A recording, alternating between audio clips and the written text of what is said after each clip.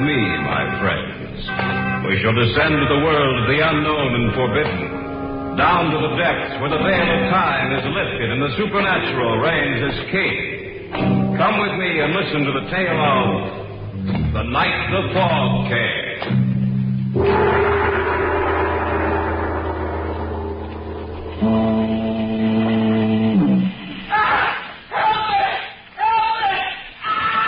It came from our right. We better take a look. Come on. We're getting close to the lake. Only this fog. Wait a minute. There. Right there. Let's take a look. I hope he's all right. Throw him over. He's dead. I know. Do you realize how he died? What do you mean? Look at him closer, Hal. His clothes aren't wet. Even his hair isn't wet. Look at the water trickling from his mouth. This man died less than a minute ago on dry land, 200 yards from the lake. And he died by drowning.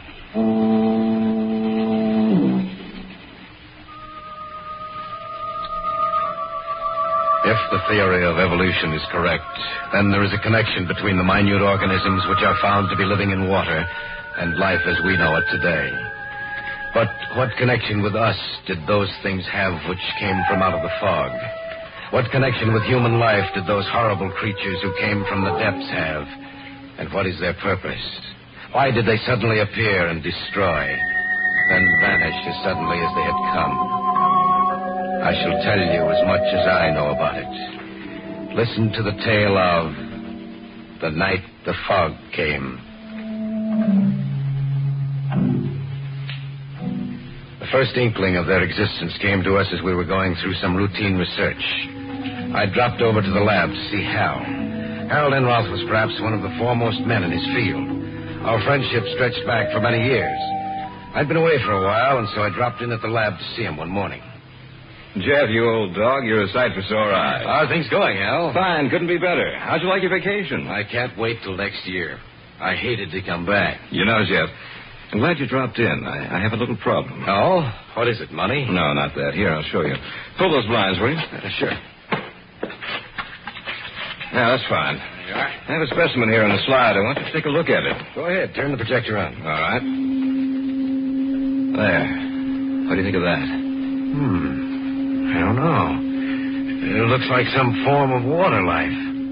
But I don't think I've ever seen it before. This has been enlarged 100 times. There's no use trying to recognize what it is. It's a form of water life completely unknown to us. A new form of life. Where did you get this? It's a specimen of water one of our field researchers took from the westernmost tip of Lake Superior, somewhere near the Wisconsin-Minnesota border. Have you contacted anyone else about it? No. Why not? Well, it's... Come on. Don't try to avoid telling me, Hal. We know each other too well for that. All right. Listen to me, Jeff. All right? Everything I say is fact. I've conducted countless tests to discover what I do know about this form of life. That thing is able to reproduce itself. A hydra type? Possibly. That's beside the point right now. What's more important, all trace of the other organisms in that drop of water has disappeared. Are you serious? Of course I am. And another thing. There was a little mist hovering above what was left of the water. A mist? That's what I call it. Something like fog. Why, that's impossible. No, it's not. I know that when the water evaporated, it should have been dispersed into the air. Eventually it was, but not for several hours. Oh, I'm sorry, Hal. I still can't... Here, I'll show you. We have a little of the water left. It's over here in this jar. You can see for yourself. Well, it looks just like ordinary water. I know it does. But believe me when I say it isn't. Now, it'll take just about 3 minutes.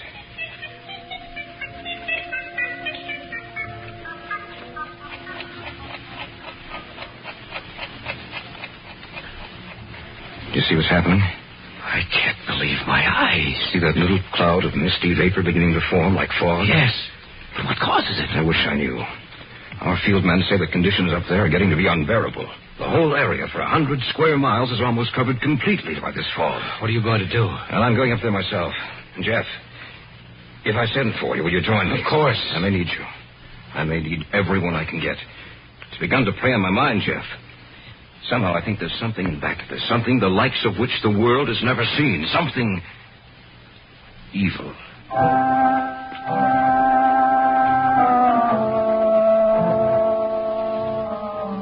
Hal went up there the afternoon of the morning I had seen him. At first he wrote that the reports had been exaggerated.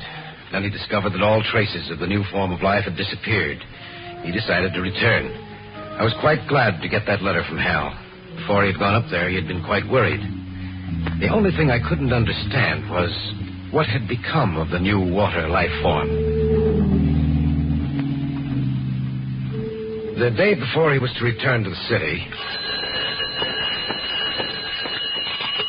Hello? Jeff, this is Hal. Where are you? I thought you... I had them put me through direct to you, Jeff. I need your assistance. What's the matter? I've already called Arnold Simpson and Jack Rackle. They've agreed to come. I need you too, Jeff, just as soon as you can possibly make it. Don't worry, Hal. I'll be there. Remember, as soon as you can possibly make it.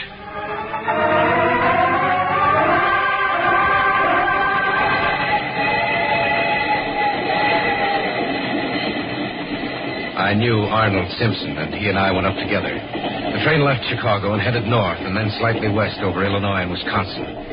Simpson and I talked it over on our way up there. Hal talked to you before he left, didn't he, Arnold? Yes, he did. I never had enough time to get up to his lab so he could show me what it was, but his words were description enough. Frankly, I'm worried. In what way? Jeff, why should a new form of water life suddenly appear? Why should it destroy everything with which it comes into contact?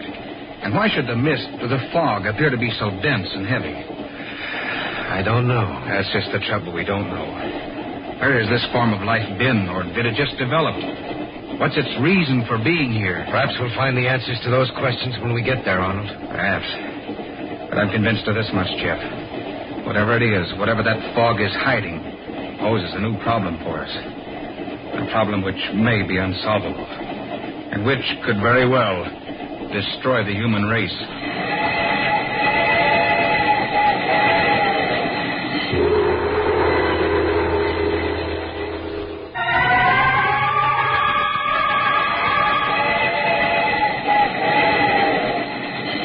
Simpson seemed disinclined to talk, so we spent the remainder of the trip in silence, both of us lost in our thoughts. We arrived at the town and then hired a car to take us to the little village, where we would find Hal Enron. The closer we came to our final destination, the darker the sky became, and the air was heavy with a mist which was both damp and clammy. It was an old rickety car, and the roads were little better than the ground on either side of it. The car stopped a few hundred feet from our destination. You gotta walk the rest of the way. You said you'd drive us all the way. Look, mister, I come farther than I was going to in the first place. I ain't no mood to go into the woods up there. If you're gonna go, then you're walking. Jeff, can't you do something? I don't think so. Here's your pay. Thanks. Let's go, Arnold. It could be worse, Arnold. I suppose so. He seemed genuinely afraid. Aren't you? A little. Hey, we must be pretty close to the lake. I've never seen the fog this thick. It's unnatural.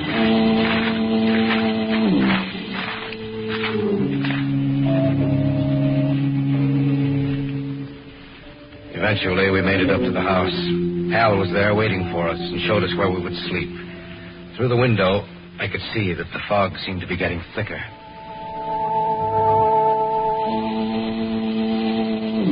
That's an eerie, lonely sound. You get used to it after you've been here for a while. Hal, you wrote me that this fog, the new form of life, had disappeared. It had. But 2 days ago, it suddenly reappeared. And with it, the fog returned. Then there must be a connection between the two. Yes, but what? I haven't any idea. Look, I have to go down to the village for some food. We don't have enough here to feed 4 of us. Will you come with me, Jeff? Certainly. I'll be right back, Arnold. It's only about a mile away near the lake. Go ahead. That trip made me tired. I think I'll take a nap.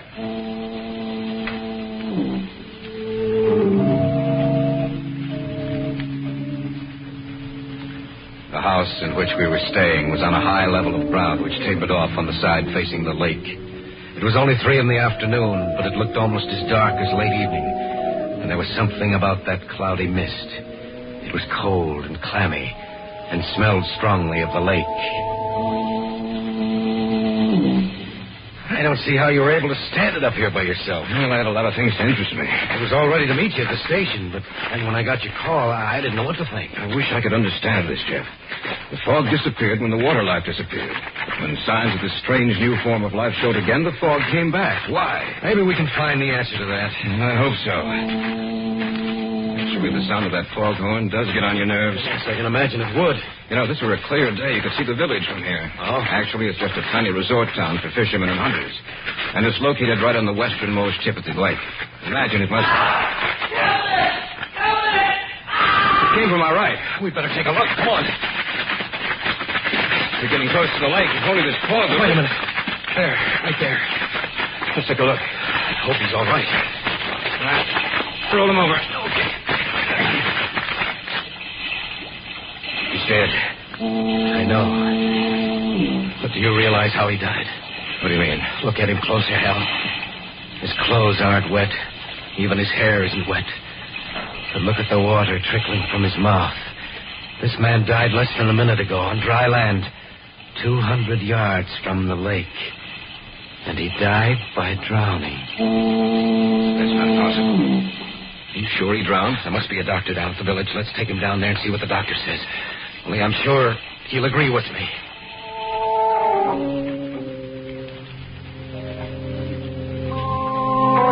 Together, we carried the man down to the village. Luckily for us, he was of slight build, not too heavy. It took us almost half an hour to get him down there. When we finally did arrive, it took another few minutes to locate the doctor. What do you think, Doctor? Get them out. All right. Will you please wait outside? The doctor can't work with you in here. He's just like all the others, ain't he, Doc? Please wait outside. Thank you. What did he mean by he's just like all the others, Doctor? Just what he said. Ever since this fog has settled down again, 5 people have died. All in the same way? Yes. You mean by drowning? That's right. I can't understand how this man we found could die by drowning when he wasn't in the water. You know, he reached him about a minute after he screamed. How could he drown? Professor Enroth, I've been asking myself that same question about all the others. I've been almost half insane these past 2 days trying to find the solution. Dr. Craig, this fog, has it always been like this in the area? No, not until about 2 months ago. Which coincides with the time we first discovered that new form of water life. What did you say? Nothing, Doctor. We're doing a little research work up here, that's all. If this keeps up, I'm afraid of what might happen. I've never seen anything like it before. The fog, those deaths, how can they be explained? We don't know, Doctor. We just don't know.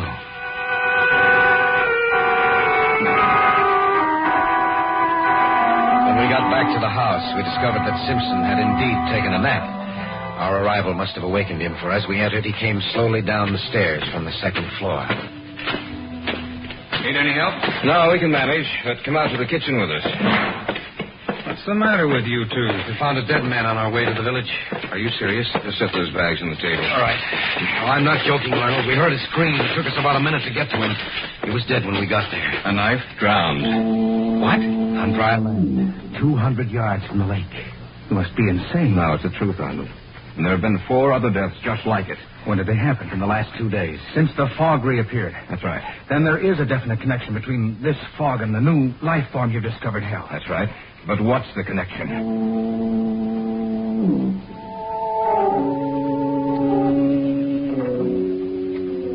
We'd gotten back to the house about 6 o'clock. It was about 7 that it happened. Simpson said he was going outside for a minute. He opened the door. I just want to get outside for this. Good heavens. What's wrong? Take a look. Fog, it's so thick. I've never seen anything like that before. Shut the door. Some of it's getting inside. It's moving along the floor. Just Shut the door! Did you see it? Yes. The fog. Just like it was alive. Moving like a living thing.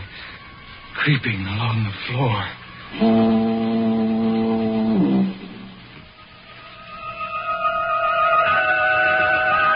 When Simpson had opened the door, the fog crept into the house in little wisps that curled and snaked this way and that.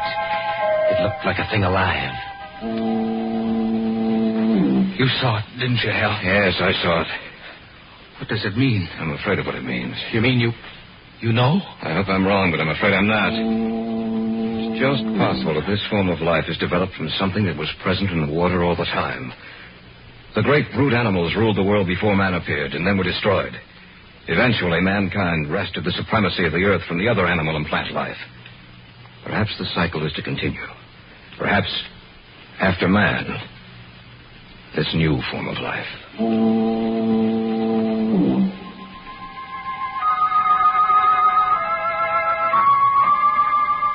the minutes passed by, we noticed that little slips of the fog began inching their way through every opening of the house.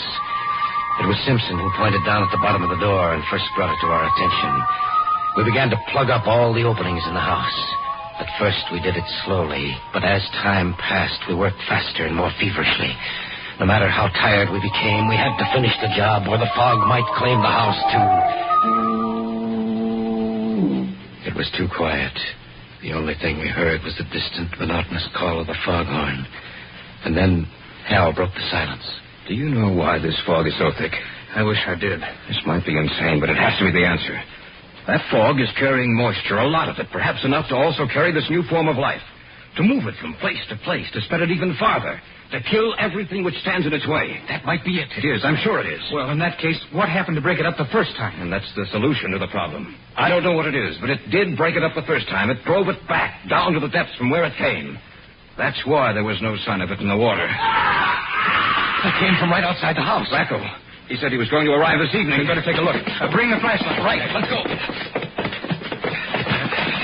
That light doesn't carry more than a few feet. It's so wet out here. Over there. Look. Little pinpoints of light dancing up and down, all clustered together. That must be it. Come on. It's spreading out. Guys, look. There, on the ground. It's Racco. The same way. The same way as the other one.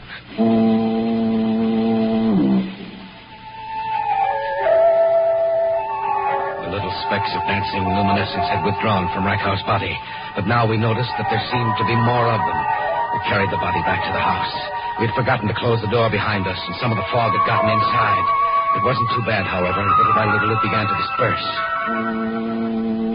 Look out that window. Yes, I see them. Gathering together with a whole mass, getting larger and larger all the time. Separating like the Hydra. It must be destroyed. Yes, but how?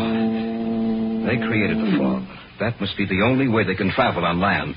They must have a basic water carrier. Have you realized what this means? What are you getting at? The area this fog now covers is 100 square miles. Every animal in this area may lose its life. And then what happens? They divide again and again and again. And the area of the fog keeps getting larger all the time.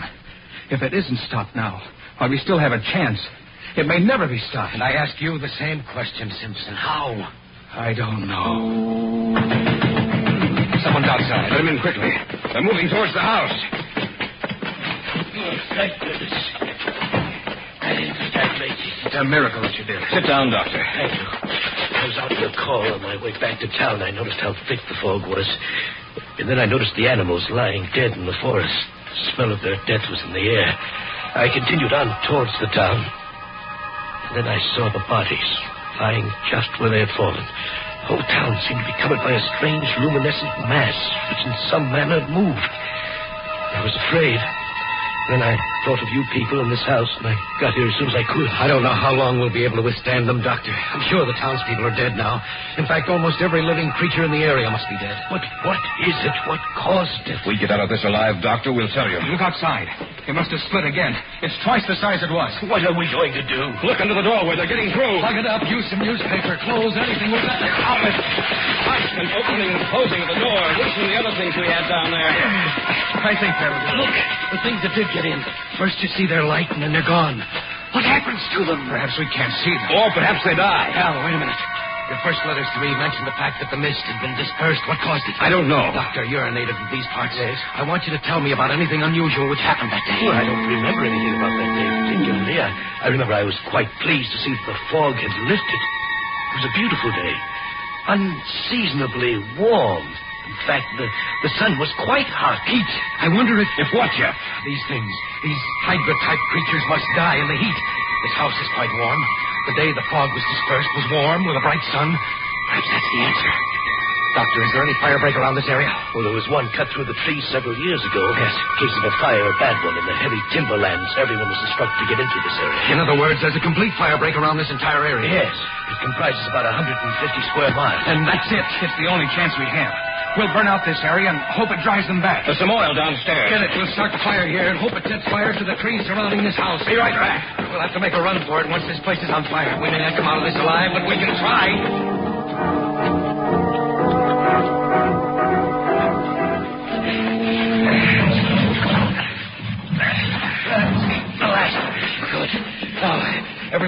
We'd better light it. Those things outside, they're going to get in. Each man will carry a torch. Yes. All right, light your torches. All right. And then set fire to this house. Lighting mine. All right. And yours, huh? All right. One more. Under the door. They're pouring in under the door. Set the house on fire.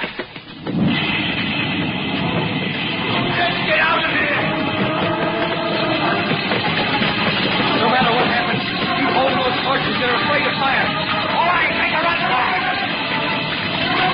Come on, Doctor. Forget him. Come on,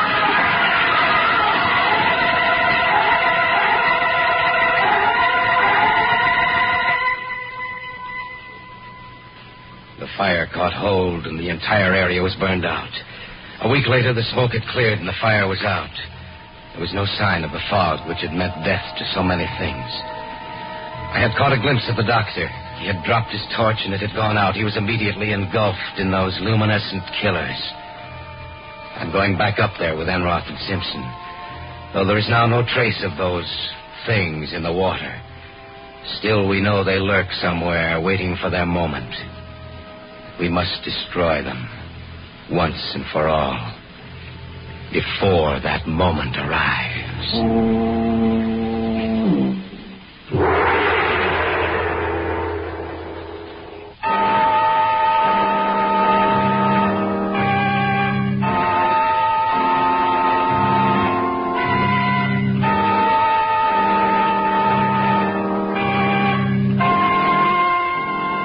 So runs the tale of The Night the Fog Came. All characters and events portrayed on these programs are fictional, and any resemblance to places or actual persons living or dead is purely coincidental. Featured in this program were Harry Elders as Jeff Kellick, Richard Thorne as Hal Enroth, Jim Andelin as Arnold Simpson, and Sam Siegel as the Doctor. Original music moods were created and performed by Harold Turner. Sound effects by Lloyd Knight and Wayne Dickinson. Your announcer is George Bauer. These programs are directed by Leroy Alliger, written and produced by Richard Thorne.